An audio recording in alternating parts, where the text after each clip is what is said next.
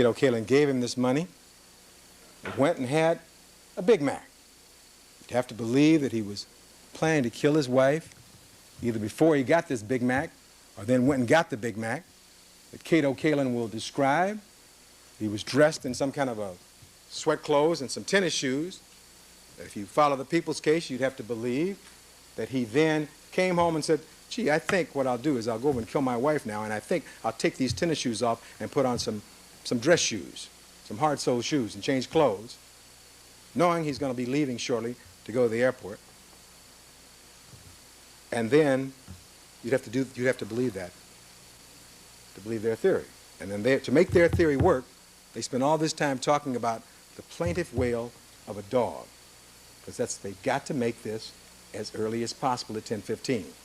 We know that that's not correct, based upon the facts that you've heard. And to conclude, isn't it interesting that in all of the discussion yesterday by these two very excellent lawyers, they never once mentioned their coroner, Dr. Golden. He's another mysterious mystery witness they don't want to talk about. And when we come back this afternoon, let's talk about why the prosecution doesn't want you to know about Dr. Golden. Let's talk about when Ms. Clark says, well, you can't really fix the time of death here with any precision.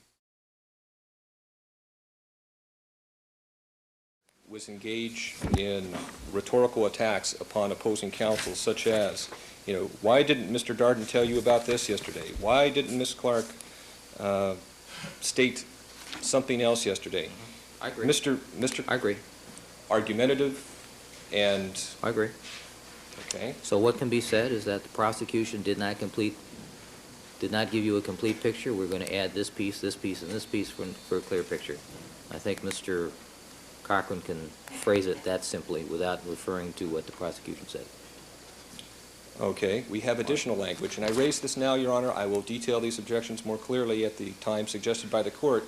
But time and time again, Mr. Cochran stated this morning, and you would have to believe, and you would have to believe, and then you would have to believe, time and time again, which again, Your Honor, this goes to argument, not to opening statement. Opening statement is supposed to be a recitation of the evidence that they expect to produce.